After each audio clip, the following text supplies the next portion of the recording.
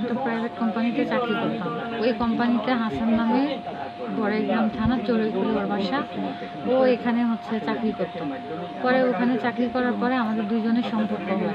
সম্পর্ক হওয়ার পরে প্রায় 3-4 মাস পরে আমরা ফেব্রুয়ারির 2 তারিখে বিয়ে করি।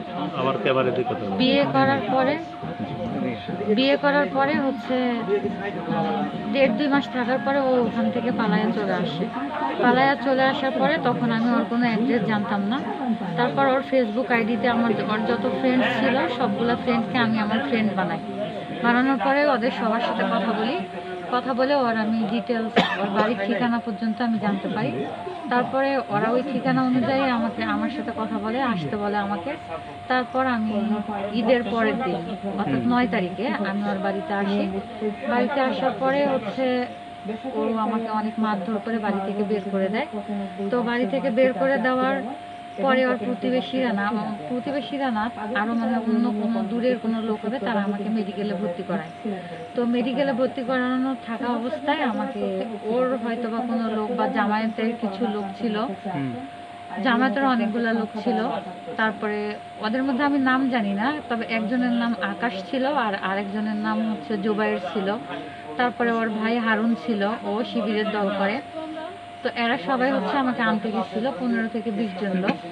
পরে আমাকে তখন বলে যে ওই জুবাইয়ের নামে উনি বলে আমাকে যে তুমি আমার বোন, তুমি যেমনি ওর যা চাও আমি তোমাকে সেটাই করে দিব।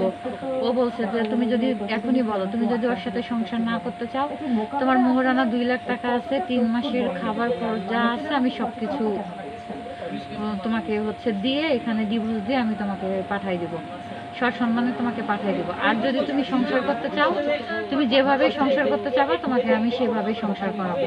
পরে আমি তখন বলছি যে হ্যাঁ আমি সংসার করবো ভাইয়া। পরে ওই ছেলেকে জিজ্ঞাসা করে হাসানকে যে তুই কি করিস, তখন ও বলছে যে হ্যাঁ আমি সংসার করবো। তারপরে আমি ওই ওদের লোকজনদের কথাবার্তা শুনে আমি তখন ওই বাড়িতে যাই।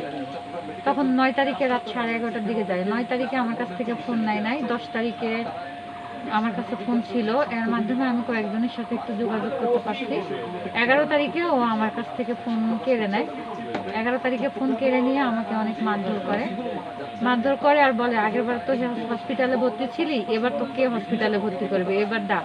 তো তখন আমি বলছিলাম যে ডাকতে পারি কিনা পারি, আমার ফোনটা আমাকে দাও, তারপরে আমি ডাকি কিনা ডাকি।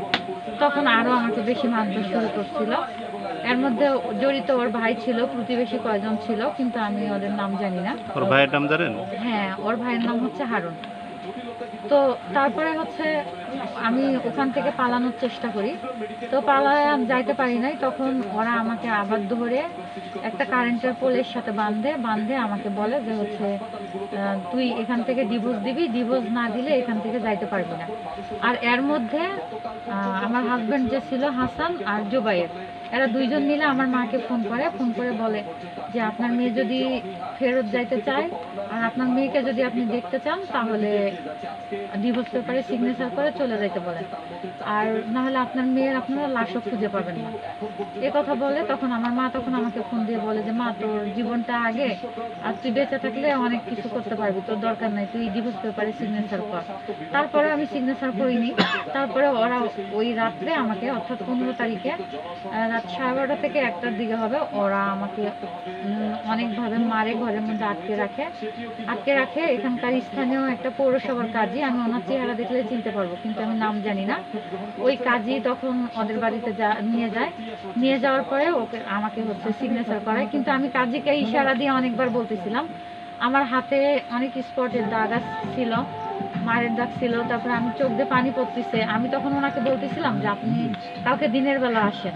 তখন উনি দিনের বেলা তো আসে নাই, উনি তখনই আমার কাছ থেকে সিগনেচার নিয়ে তখন হচ্ছে ওখান থেকে থাকে। তারপরে আমার ডিভোর্স পেপারে সিগনেচার নেয়। তখন আমি ওই রাত 1টা বাজে, রাত 4টা না 4:30 বাজে, তখন আবার আমাকে 3-4 জন মিলে ওদের হচ্ছে অন্য রাস্তা দিয়ে কাঁচিকাটায় নিয়ে যায়। কাঁচিকাটায় নিয়ে যাওয়ার পরে ওখান থেকে আমাকে হচ্ছে টঙ্গীর গাড়ি পায় না, তখন সিরাজগঞ্জের গাড়িতে উঠায়। 3 জন মিলে সিরাজগঞ্জ পর্যন্ত আমার সাথে যায়। যাওয়ার পরে আমাকে টঙ্গীর গাড়িতে তুলে দেয়, আর তখন আমার ব্যাগ আর আমার ফোন তখন আমার হাতে দিয়ে দেয়।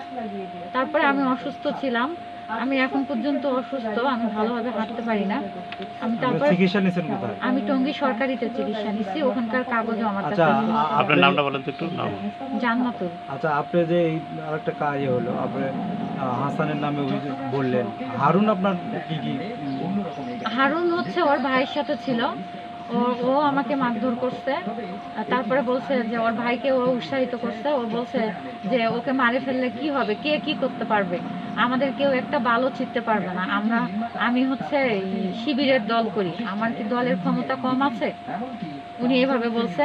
আর জোবাইর নামে যিনি ছিল, উনি তো পুলিশ নামে পরিচয় দিছে আমার আম্মুর কাছে, পুলিশ নামে পরিচয় দিয়ে আমার আম্মুর সাথে কথা বলছে, আমার সাথেও কথা বলছে।